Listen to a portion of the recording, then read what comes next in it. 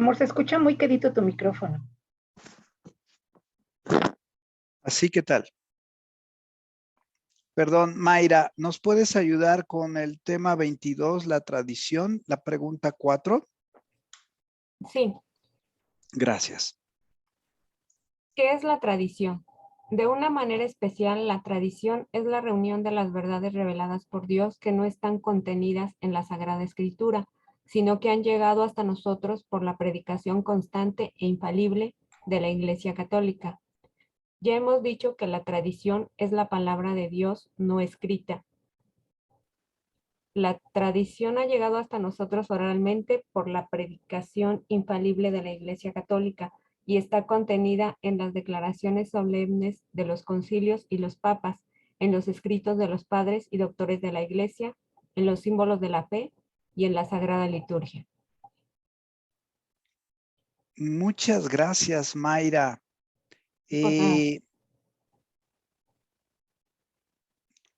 A ver, yo sí quisiera quedarme en este tema porque es el tema más distintivo. Es el tema de calidad que nos distingue de la gran mayoría de los cristianos,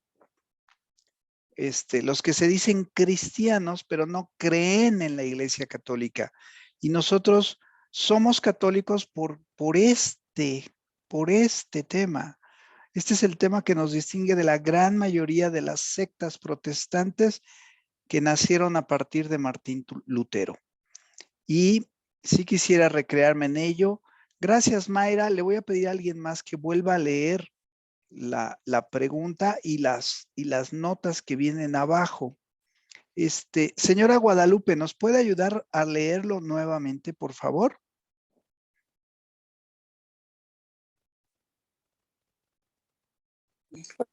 Aquí las leo. Aquí.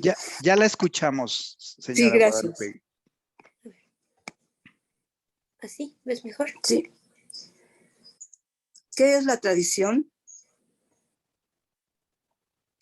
De una manera especial, la tradición es la reunión de las verdades reveladas por Dios que nos están contenidas en la Sagrada Escritura, sino que han llegado hasta nosotros por la predicación constante e infalible de la Iglesia Católica. Ya hemos dicho que la tradición es la palabra de Dios no escrita. La tradición ha llegado hasta nosotros oralmente por la predicación infalible de la Iglesia Católica y está contenida en las declaraciones solemnes de los concilios y los papas, en los escritos de los padres y doctores de la Iglesia, en los símbolos de la fe y en la Sagrada Liturgia. Muchas gracias, señora Lupita. Muy amable. Entonces, vamos a redondear. La tradición es la palabra de Dios.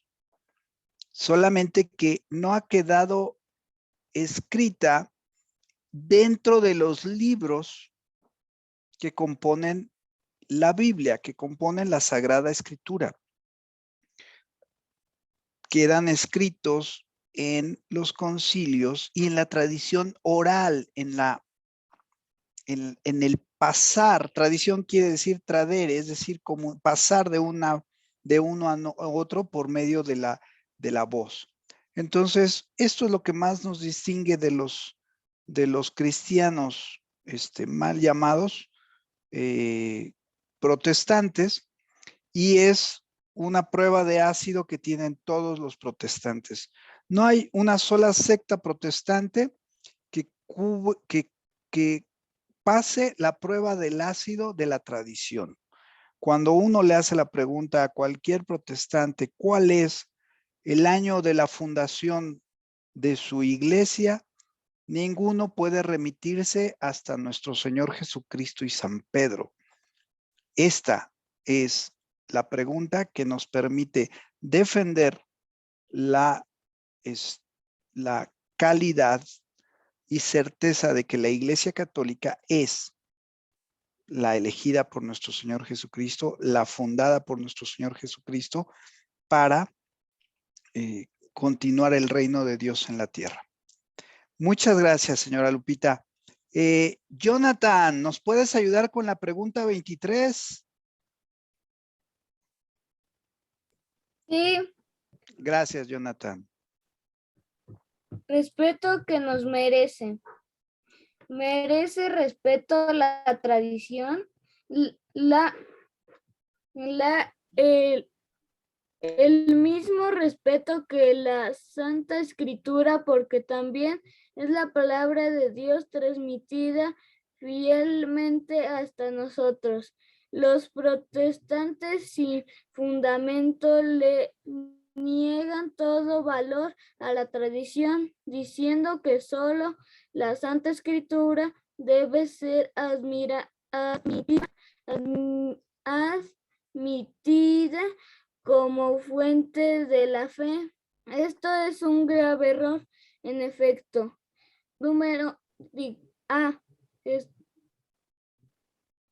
Jesucristo no dijo a los apóstoles ir y escribir, sino ir y predicar el evangelio a toda criatura. Muy bien, Jonathan. Vamos a detenernos ahí, Jonathan. Ahorita nos ayudas a continuar. Súbelo un poco, Dulce. Ok, redondeando un poco el tema, nos lo aclara en la primera nota.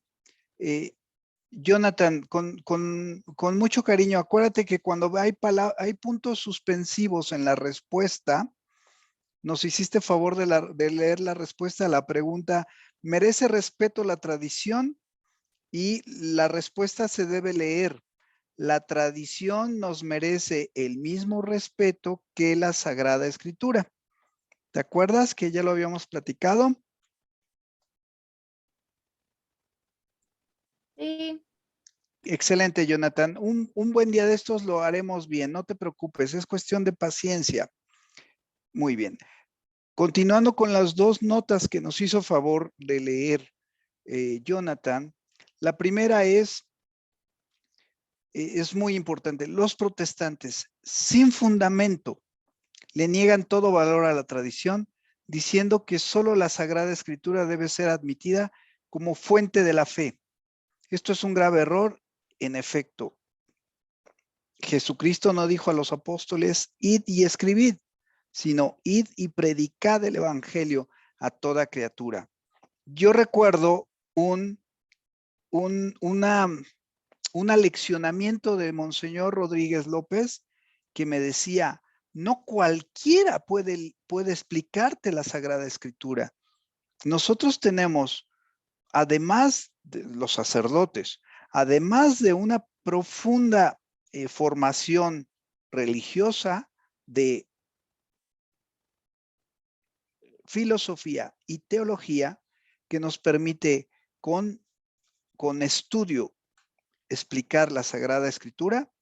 Además tenemos el don de Dios, el mandato de Dios para hacerlo. Y es este mandato, id y predicad el evangelio a toda criatura.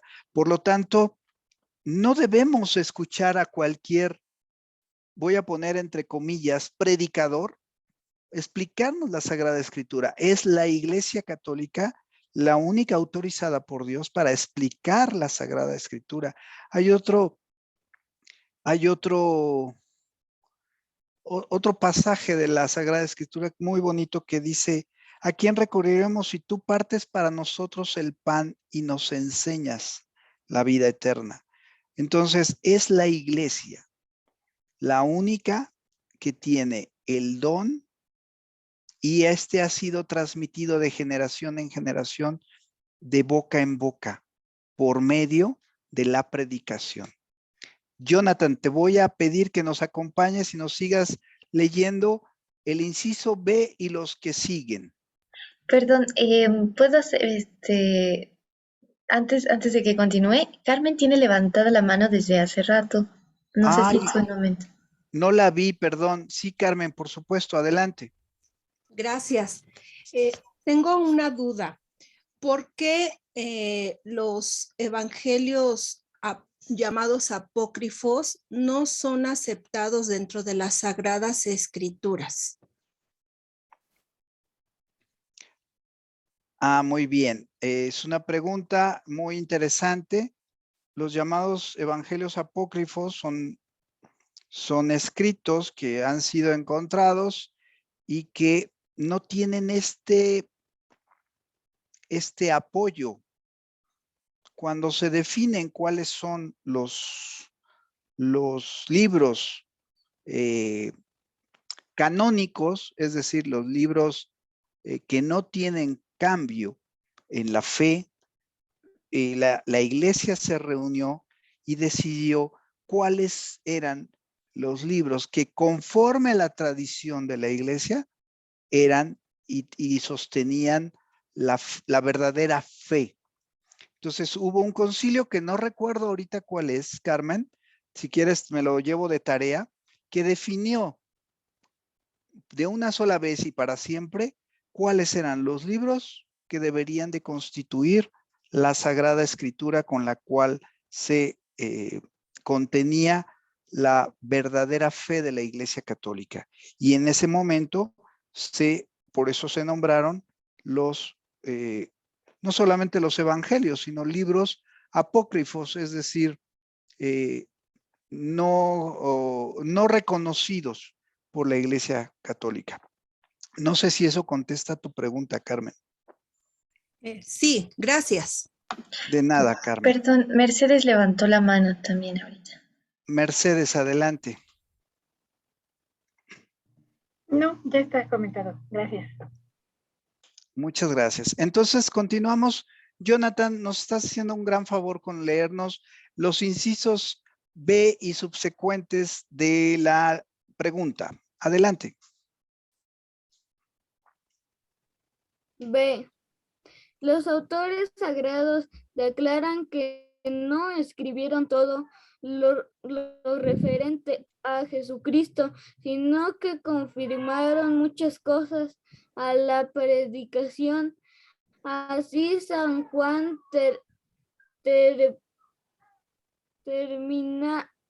termina su evangelio diciendo que si escribiera todo lo que Cristo hizo, no cabrían los libros en el mundo, con lo que hizo significar que sobre los hechos y doctrina de Cristo muchas cosas que daban sin escribir. San Pablo escribe a los fieles de Tesalónica: estad firmes en la fe y mantened las tradiciones que habéis aprendido, ora por medio de la predicación, ora por nuestra epístola. Aquí es evidente que coloca en un mismo plano a la tradición su predicación y a la escritura su epístola. Luego la misma Sagrada Escritura enseña que la tradición es fuente de la fe como la escritura. D. Ya hemos advertido que solo mediante la enseñanza de la Iglesia podemos saber cuáles son en realidad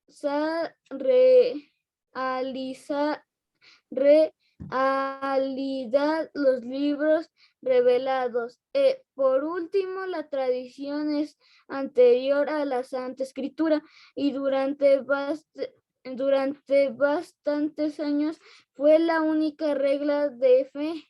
En efecto, los apóstoles comenzaron la predicación por todo el mundo el mismo año de la muerte de Cristo, año 33 de nuestra era. Y los libros sagrados no fueron escritos sino desde el año 50 al año 100.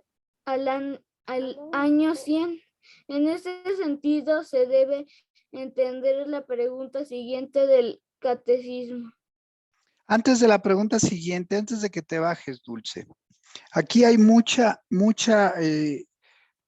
pues digamos que mucha substancia de la fe que necesitamos compartir. Esta parte del Evangelio de San Juan que termina diciendo con lo que quiso significar, dice, si escribiera todo lo que Cristo hizo, no cabrían los libros en el mundo. Yo recuerdo la predicación de no solo uno, varios sacerdotes que nos hacían imaginarnos a San Juan Evangelista a los pies de Jesús en el Sermón de la Montaña.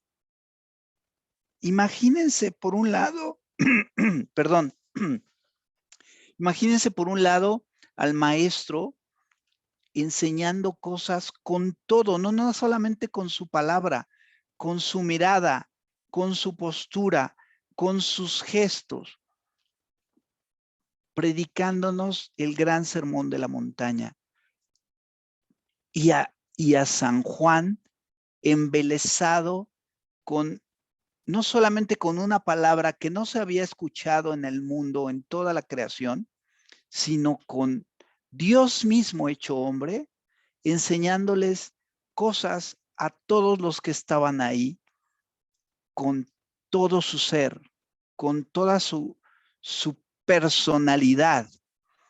Si solamente San Juan Evangelista se hubiera sentado a escribir cómo miraba a Jesús, cuál era el tono de su voz, cuál era la claridad de su predicación en términos de predicador, en términos de un instructor, no acabaría de escribir todo lo que vio San Juan en esa escena, en ese momento. Entonces, por eso es tan rico que la tradición, imagínense a San Juan enamorado de nuestro Señor, cómo le compartiría a todos sus discípulos de San Juan este amor por nuestro Señor Jesucristo, porque Él lo vio, Él estuvo con Él en la cruz cuando murió, Él fue de los primeros que los vio en la resurrección. Imagínense toda la riqueza que cargaba Juan y que le transmitió a sus discípulos, los obispos que después se convirtieron, de toda esta riqueza. Entonces, cuando escucho yo a nuestros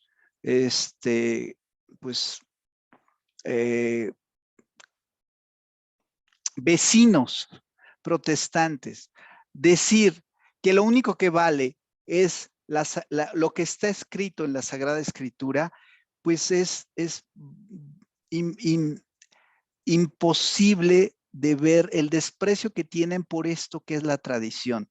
Es de veras doloroso ver cómo desprecian esta parte tan hermosa de la palabra de Dios transmitida por medio de sus apóstoles, directamente de Cristo a sus apóstoles y de sus apóstoles hasta todos nuestros obispos hoy día.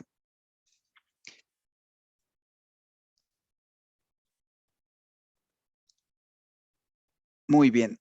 El último inciso también es muy importante y eso lo quiero constatar. Nuestro Señor Jesucristo muere a los 33 años, por eso se declara el año 33. Y el primer libro sagrado fue escrito, es decir, el primer libro que compone el Nuevo Testamento fue escrito hasta el año 50. Fue uno de los evangelios, si mal no recuerdo, creo que es el Evangelio de San Mateo. Y mientras, ¿qué pasó? ¿A poco no existió iglesia? Claro que existió iglesia. Hubo iglesia desde el año 33 en que nuestro Señor Jesucristo subió a los cielos resucitado gloriosamente. Y desde ese momento existe la iglesia y existe esta predicación que terminó siendo impulsada por el mismo Espíritu Santo en la construcción, en la escritura de los evangelios y del Nuevo Testamento, pero hay un intervalo de tiempo histórico donde lo único que subsistía era este testimonio de los apóstoles para mantener con ese testimonio la predicación y la construcción de la iglesia los primeros 17 años. O sea, hubo iglesia sin evangelio 17 años. Hubo iglesia sin Nuevo Testamento 17 años. Obviamente sin Nuevo Testamento escrito, porque el testamento, el testimonio de nuestro Señor Jesucristo fue heredado por medio de Pedro a todos sus apóstoles y por medio de sus apóstoles a toda la iglesia. Entonces esto es muy rico. Pudiéramos quedarnos platicando de esta simple pregunta toda la tarde. Vamos a avanzar, pero sí yo quisiera que de tarea se quedaran meditando en este tipo de riquezas que nos separan por gracia de Dios y de su Espíritu abismalmente de los pobres protestantes que han sido engañados por el demonio para interpretar ellos mismos algo que solamente se puede interpretar correctamente por gracia del Espíritu Santo infundida en su Iglesia Católica.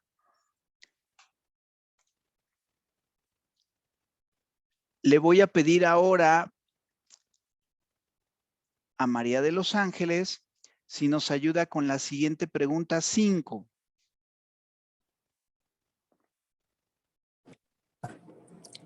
¿Qué otras verdades pertenecen a la tradición?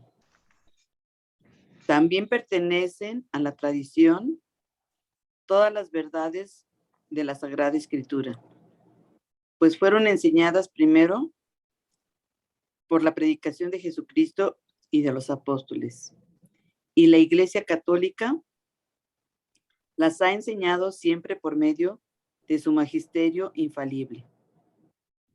Por magisterio de la Iglesia se entiende el poder de enseñar que Cristo le confió.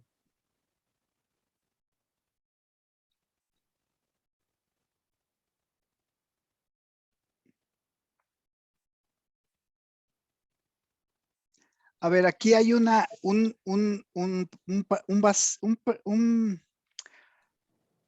versículo de la Sagrada Escritura donde nuestro Señor dice claramente que Él no viene a cambiar ni una sola coma de las Sagradas Escrituras. Más bien viene a que se cumplan plenamente. No recuerdo cuál es el versículo, se los consigo, me lo llevo de tarea. Ya tengo 2 tareas para la próxima clase. Ahorita las apunto. Pero Cristo no solamente viene a cumplir en plenitud el Antiguo Testamento, el Antiguo Testamento fue creado para preparar la venida de nuestro Señor Jesucristo en la creación y en la humanidad. Por lo tanto, Dios es completamente coherente. Prepara a la humanidad para la venida de su Mesías, de su Emmanuel, y el Mesías, Jesucristo, nuestro Señor Jesucristo, le da pleno cumplimiento a toda el Antiguo Testamento, a toda la Sagrada Escritura escrita antes de él.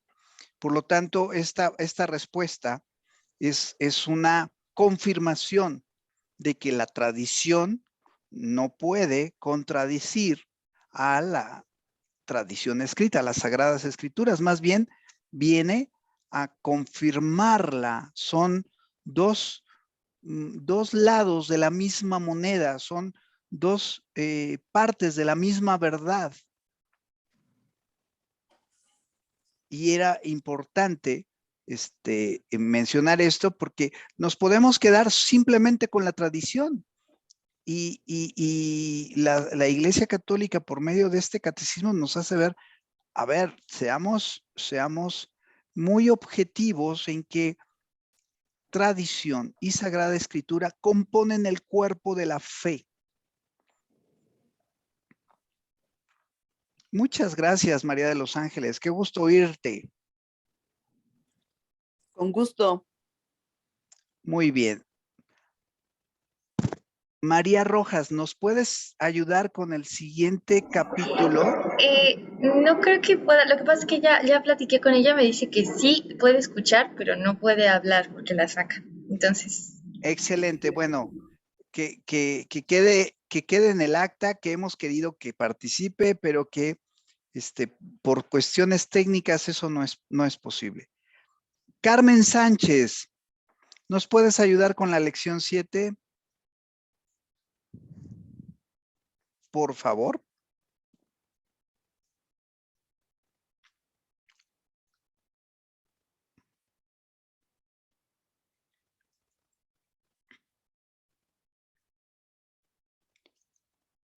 Creo que Carmen también tiene problemas de comunicación.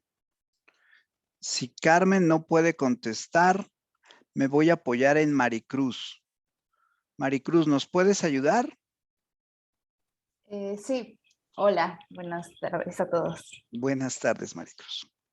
Capítulo 3 de la religión cristiana. Empiezo desde la pregunta 9. Por favor, bueno, haznos favor de leer qué significa el capítulo 3. Primero, segundo, tercero, cuarto, y entonces sí nos lees el 24 y el número 9. Ok. Primero, de la doctrina cristiana. Segundo, del nombre de Cristo. Tercero, de la insignia del cristiano. Cuarto, de la ignorancia religiosa. Artículo primero de la doctrina cristiana. ¿En cuántas partes se divide el catecismo de la doctrina cristiana? El catecismo de la doctrina cristiana se divide en 4 partes que tratan del credo, de la oración, de los mandamientos y de los sacramentos. Oye, Maricruz, pues está muy fácil, ¿no? perdón, se nos va a acabar el tiempo. ¿Podemos reconectarnos? Sí, sí podemos. Gracias. El mismo link, todo igual.